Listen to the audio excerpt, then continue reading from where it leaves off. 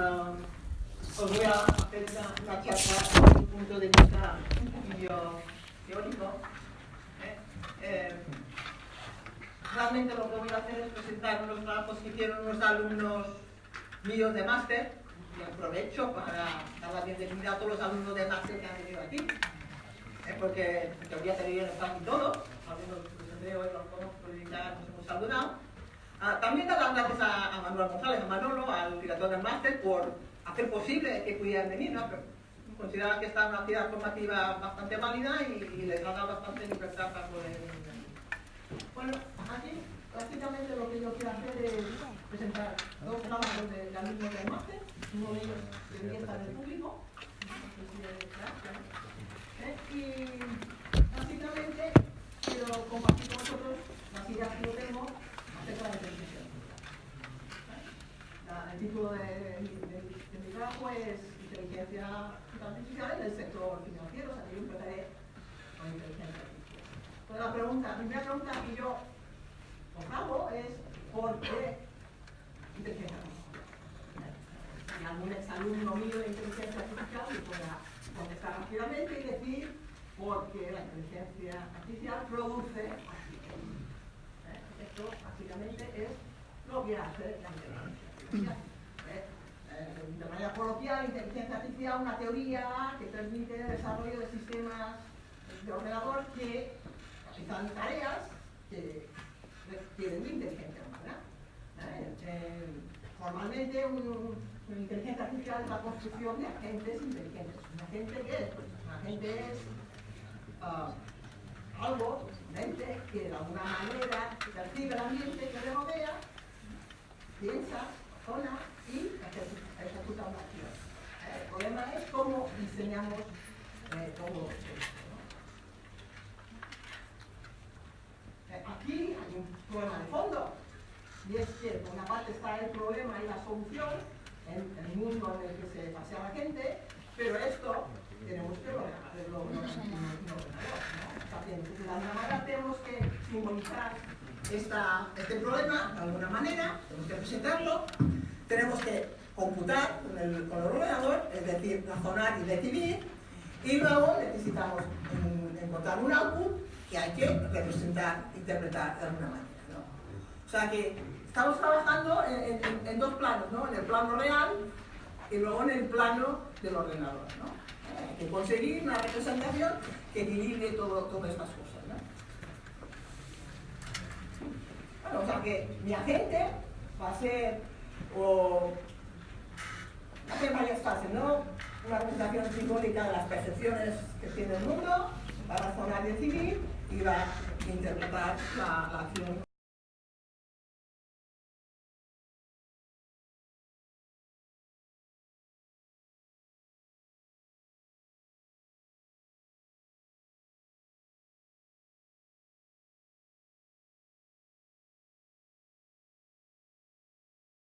Los objetos del mundo de la gente, también leyes, hechos que gobiernan el mundo de la gente y también las acciones que podemos realizar, ¿no? Esto es la representación.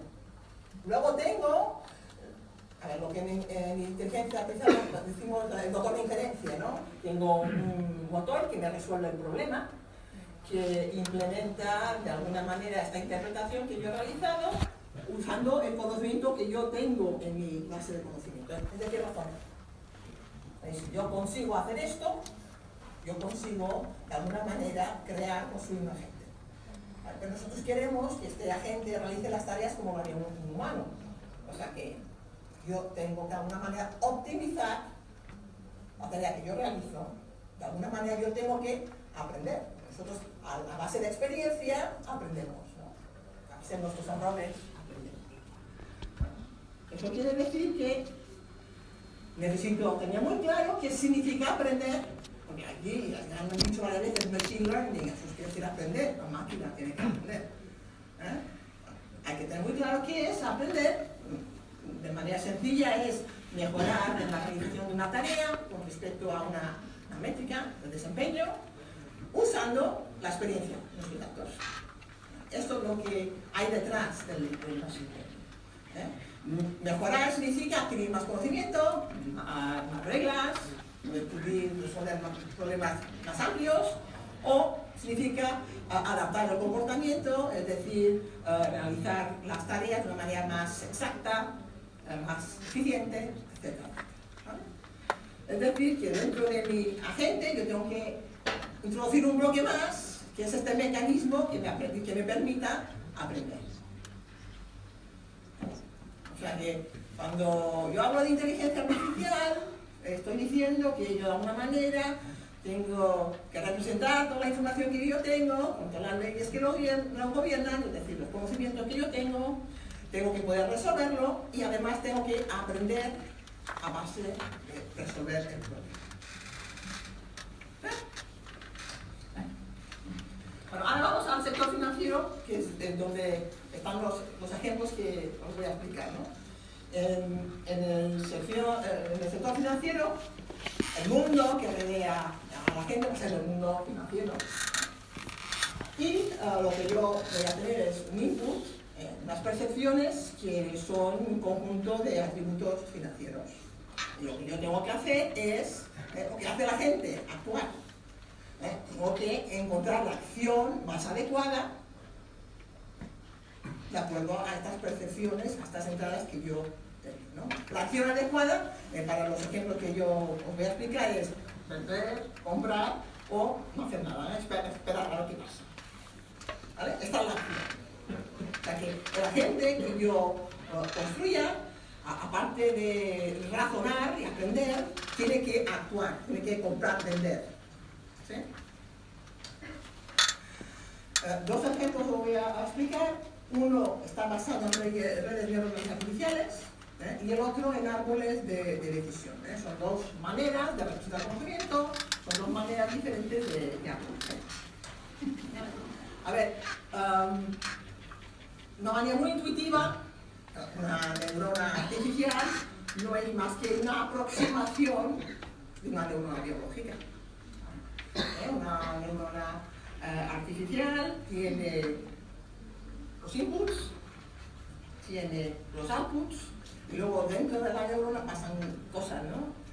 Básicamente al producirse una sinapsis, es decir, una conexión entre neuronas, nos encontramos que esta conexión aporta algo a la neurona y al ir sumando todas esas aportaciones puede ocurrir que esto pase de un umbral, es decir, la neurona se excita y la salida es un 1, o puede ocurrir que la neurona no se excite, no hay suficiente entrada y entonces la salida es 0. A base de excitar, de disparar la neurona, pues se producen las conexiones entre la neurona.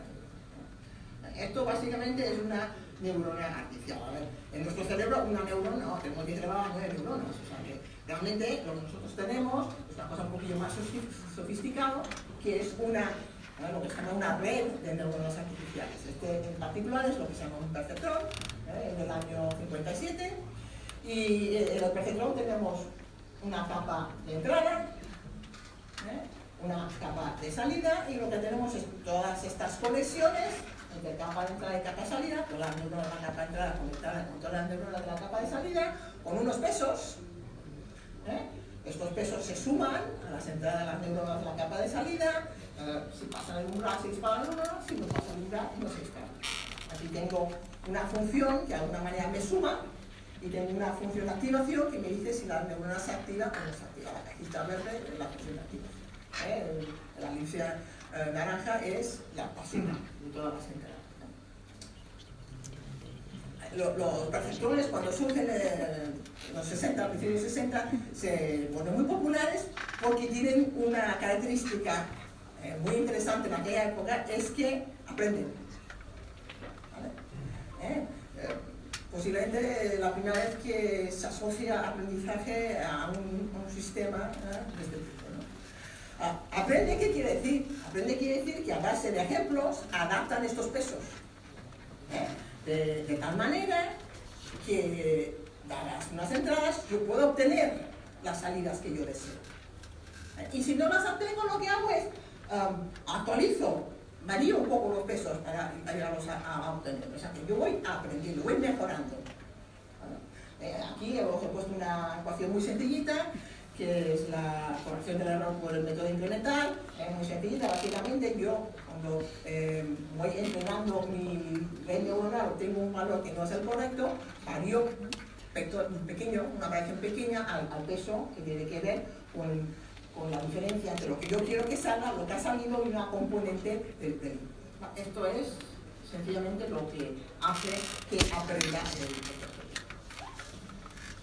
A ver, perceptor está muy bien, es un punto de partida, pero realmente lo que nosotros tenemos son redes de neuronas artificiales. Es decir, tengo mi capa de entrada, mi capa de salida y en medio tengo capas ocultas. Pues he dibujado una, puede haber más de una. Puede haber más de 3 neuronas en la capa oculta. Puede haber 20, puede haber 30, puede haber 50. Es la complejidad del problema que queremos resolver. Cada una de estas neuronas pues, tiene algo que sume lo que está pasando, lo que está entrando, tiene una función de activación que te dice si está activando y te produce la actividad. Pues, esta suma puede llegar a ser muy compleja, estas funciones de activación también. En general, cuando yo quiero utilizar una red neuronal para resolver un problema, yo tengo una caja negra. Sé cuáles son mis inputs, sé cuáles son mis outputs, pero que no sé lo que hay. Y aquí es donde hay que, de alguna manera, entrenar la red neuronal. Hay que decidir cuáles son las reglas, cómo voy a sumar las entradas, eso hay que decidirlo. Puede ser sencillo o complicado. Tengo que decir cuáles son las funciones de activación. La función escalón se dispara o no se dispara, es un paso inicial, pero luego se puede complicar muchísimo. Tengo que decidir cómo aprendo, cuál es la regla que yo voy a utilizar para aprender, y luego también hay estilos de aprendizaje, hay que decidir esto, y para terminar tengo que decir la estructura de la red, cuántas neuronas en cada una de las capas ocultas. La de la capa de entrada me lo da el problema, la capa de salida, lo demás está ahí. Pues el primer paper, el primer trabajo que os quiero contar es el de un modelo inteligente en los investments, en los financieros, gracias. ¿Vale? En particular, aquí estamos intentando hacer trading, compra-venta. En este caso no son de acciones, son compra-venta de divisas. Pero lo queremos hacer de tal manera que haya un beneficio, ¿no? Que ganemos un dinero. El factor humano puede ser perjudicial en estos ambientes, los nervios pueden jugar una mala pasada y pueden pasar cosas que no deberían pasar, o sea que se piensa que el que lo pueda hacer una máquina o un ordenador es positivo, ¿no? Vamos a ver cómo funciona esto. Básicamente yo tengo que saber, ahora pensar lo que os he dicho a la gente, necesito interpretar, necesito razonar, necesito de alguna manera decidir cuál es la acción que tengo que realizar, ¿no? O sea, que yo aquí tengo un bloque de datos financieros, en este caso son datos online, en tiempo real. Tengo un bloque para extraer el conocimiento, en este caso basado en método de inteligencia artificial, y luego tengo un bloque que me permite tomar decisiones. Básicamente lo que yo quiero es beneficios con un riesgo bajo. Aquí, como os he dicho, mercado de divisas, intercambio euro-dólar, la información me viene desde MetaTrader, te llega todos los datos con información. El método de inteligencia artificial y redes neuronales por capas, que están todas las neuronas están conectadas con las de la capa siguiente, y luego para terminar, pues yo necesito decidir cuáles son las reglas y luego necesito valorar qué me he hecho. Esto básicamente es la estructura que hay dentro de mi agente. Yo tengo un bloque de los datos financieros. Básicamente aquí hay un módulo que lo que hace es accede a los ficheros de MetaTrader, de alguna manera coge mis datos, los lee y genera un mensaje que va a mi siguiente módulo, en donde yo, según la arquitectura, la estructura que he elegido para mi red neuronal, voy recogiendo estos mensajes y los paso al módulo en donde yo transformo estos datos, normalizándolos, los mensajes de estadística, más los mensajes. A ver, esta transformación depende un poquillo también de las decisiones que yo tome con respecto a la estructura de la red neuronal. Si yo cambio la función de activación, pues a lo mejor tengo que cambiar aquí esta normalización de los datos. Hay que jugar un poco con estas cosas. En el cambio en el bloque de extracción del conocimiento, pues yo tengo mi red neuronal, que es lo más importante, ¿no? El hecho de que yo venda o compre depende de los valores del output de esta red neuronal. Esta red neuronal se entrenó utilizando el Resilient Backpropagation algoritmo. Y yo me encuentro con que una vez que yo sé cuál es la salida, yo tengo que hacer una recomendación. Aquí utilizo unos indicadores financieros para comparar si lo que me ha salido la red neuronal es razonable o no. Básicamente lo que yo miro es cómo va cambiando la velocidad de cambio de los intercambios, ¿no? Del cambio euro-dólar, ¿no? También empleo a veces el oscilador estocástico, que es otro valor que me indica el porcentaje que hay entre lo más alto, el valor alto, la potencial alta y baja del cambio. Y luego tengo el bloque que me permite decidir lo que voy a hacer. Para hacer esto voy a validar, utilizando los indicadores financieros, la recomendación que me da mi red neuronal, y básicamente lo que hago aquí es poner unas condiciones. No puedo comparar si esto va en contra de la tendencia del momento y este tipo de condiciones, ¿vale? Y una vez que yo tengo todas estas cosas, también puedo poner unas condiciones de pérdidas máximas y ese tipo de cosas que a veces resultan interesantes. Y una vez que todo esto está hecho, yo tengo ahí un módulo, un portafolio, que lo que yo tengo aquí es un registro de todas las operaciones que yo hago y de todos los beneficios que yo obtengo.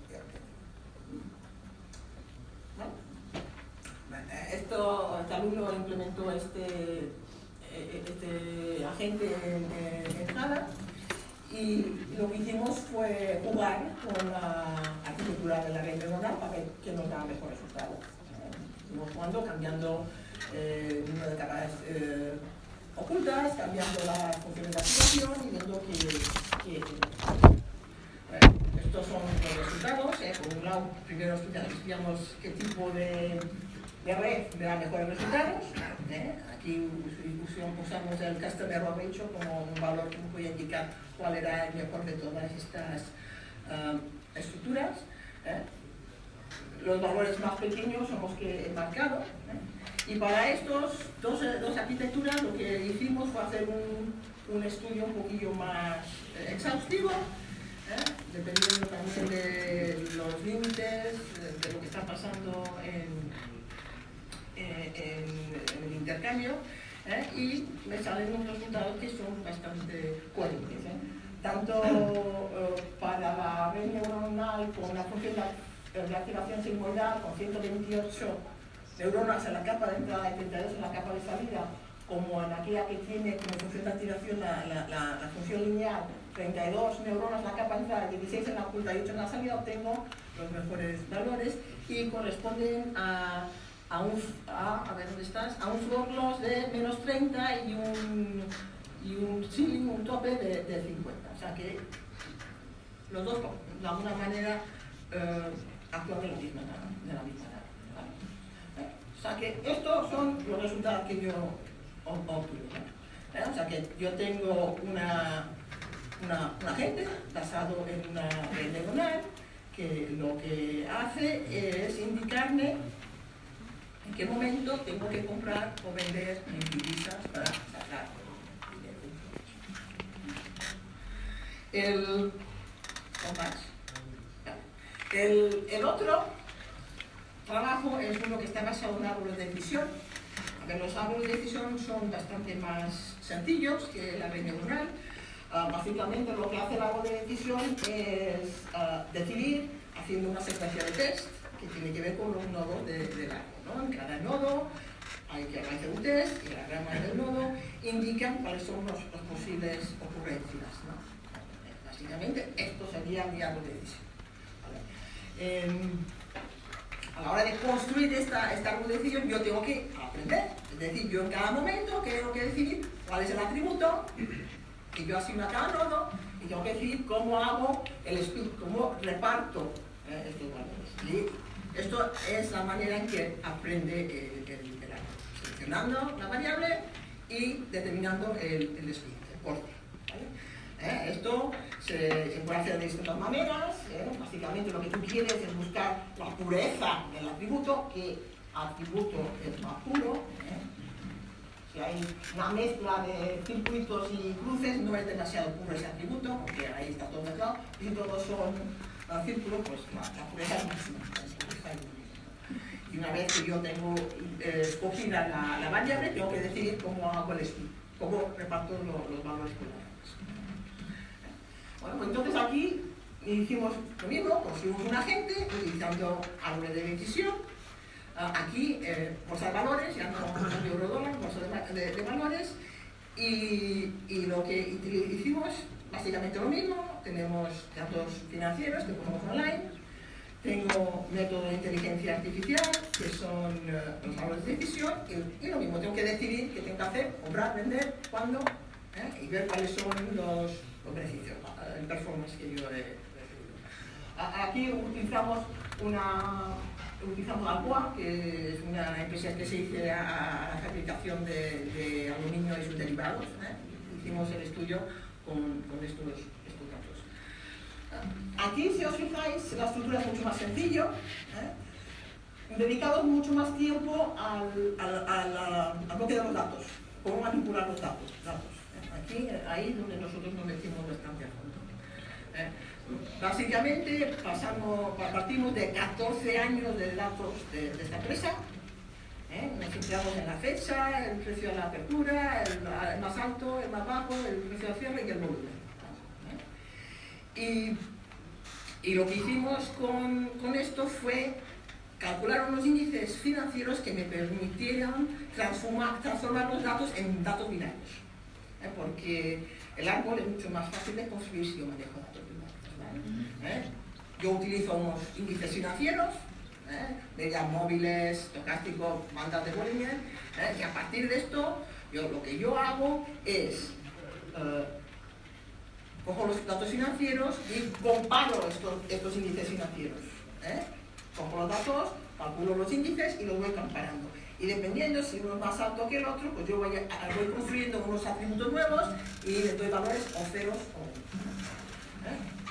1. Al final yo voy construyendo una tabla binaria con mis datos, asignando ceros y unos, dependiendo si mis índices son superiores unos a otros, los más pequeños, etcétera, etcétera. O sea que de alguna manera lo que yo consigo es discretizar mi tabla de datos y no nos tenemos cualidad, que yo junto a estos datos tengo la acción. Yo sé si conviene vender, si conviene comprar, si conviene no hacerlo. O sea que yo empiezo con muchas filas de datos y yo termino con una tabla mucho más pequeña, que es mucho más manejable y que yo puedo estudiar. Básicamente yo termino con una tabla de ceros y unos que yo puedo estudiar.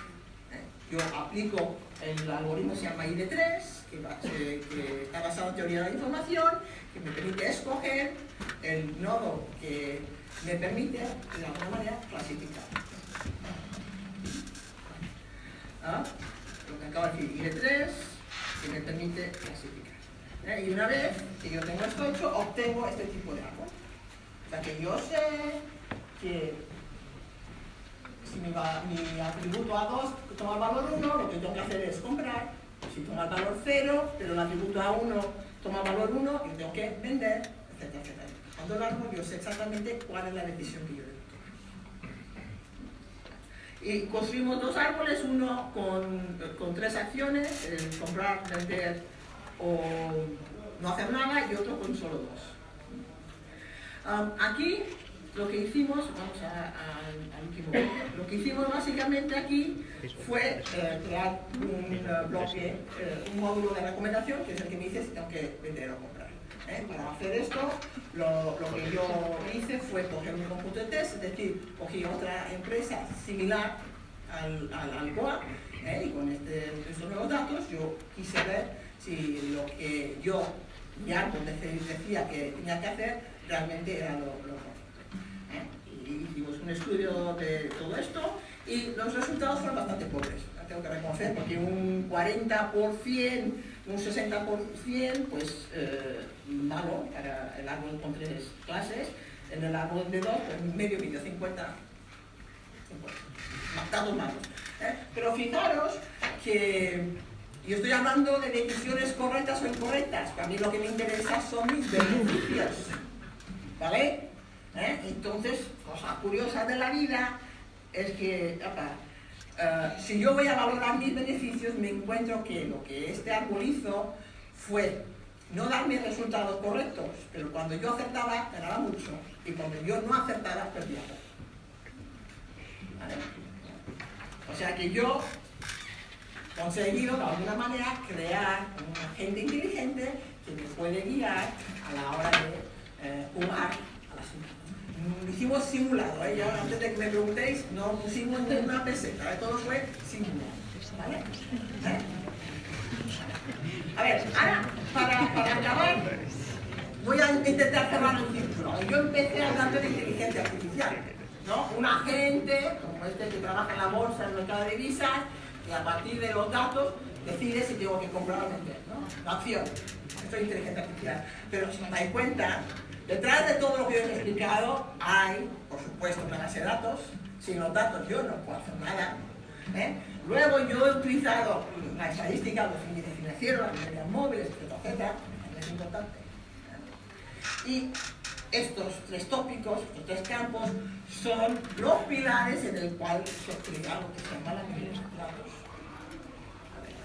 La minería de datos no es más que un paso en lo que se llama el proceso de descubrimiento del conocimiento, KDD, Knowledge Discovery Databases. A todo esto tenemos que añadir que yo he aprendido, la máquina ha aprendido, o sea que aquí también tengo que tener un bloque que es el Machine Learning. Pero el Machine Learning siempre va de la mano de Statistical Learning, por supuesto. ¿Vale? Y luego también tenemos, lo que ahora está muy de moda, que es el Neurocomputing, que son las redes neuronales profundas, y el Deep Learning, el aprendizaje profundo. Aquí tenemos todas estas cosas. Yo os pregunto, ¿qué significa trabajar en el campo de la inteligencia artificial? Es lo mismo que emplear el aprendizaje automático del que todo el mundo habla. ¿Qué diferencia tiene esto con lo que Data Science, la palabra que está de moda? Data Mining tiene cabida aquí. El aprendizaje estadístico y el aprendizaje automático, ¿lo mismo o no es lo mismo? ¿Qué pasa? ¿Hay diferencias? Sí. Acordaros que yo empezaba diciendo, la inteligencia artificial produce acciones. Aquí la profesora de estadística diría, Data Science, lo que te ofrece son las percepciones, son los, ¿cómo le digamos? Las perspicacias, los feelings de los datos, ¿no? El data mining lo que hace es descubrir conocimiento. Y lo que hace el learning, el machine learning, es predecir. ¿Vale? ¿Lo podemos usar todo junto? Sí. Yo vengo aquí una mañana, me pongo el sombrero que dice Data Science, ¿sí? Cojo los datos y me dedico a una descripción de los datos, un análisis exploratorio, veo si hay unas relaciones casuales entre ellos. ¿Vale? Luego me canso, quito el sombrero y me pongo otro que dice Statistical Learning. Me dedico a plantear las hipótesis, a partir de estas hipótesis, yo puedo ajustar a un modelo, yo a ver cómo van las cosas, interpreto el modelo y sigo jugando un poquito más. Cuando me canso, me quito este sombrero y me pongo el de Machine Learning. Cuando me pongo el de Machine Learning, yo le ofrezco a mi máquina los datos, tanto los inputs y los outputs, y le digo, bueno, haz cosas, ¿no? Y la máquina me hace. El problema es que luego yo tengo el problema de cómo lo interpreto. Todo esto, en el fondo, son distintas maneras de ver lo mismo. Son campos que están muy solapados. Tienen aspectos que les diferencian. No son intercambiables. a mí no me hagas y no me pongas a la atención la estadística mejor porque no lo es, ¿no? De la misma manera, yo no le voy a convencer a Irene que el machine learning no es lo más que puede, ¿no? Cada investigador lo ve de su manera, de manera intuitiva, y lo entiende a partir de sus trabajos, de sus investigaciones. Por eso los TED Talks son importantes, porque aquí cada uno da su visión, cada uno explica qué considera importante. Cada persona interpreta las cosas de una manera. Pero en el fondo todos estamos haciendo lo mismo y hablando en lenguajes diferentes. O sea que estos contactos entre todos son positivos y son buenos. O sea que yo empiezo con inteligencia artificial, pero no es donde yo acabo. Yo necesito muchas más cosas para poder hacer un estudio profundo de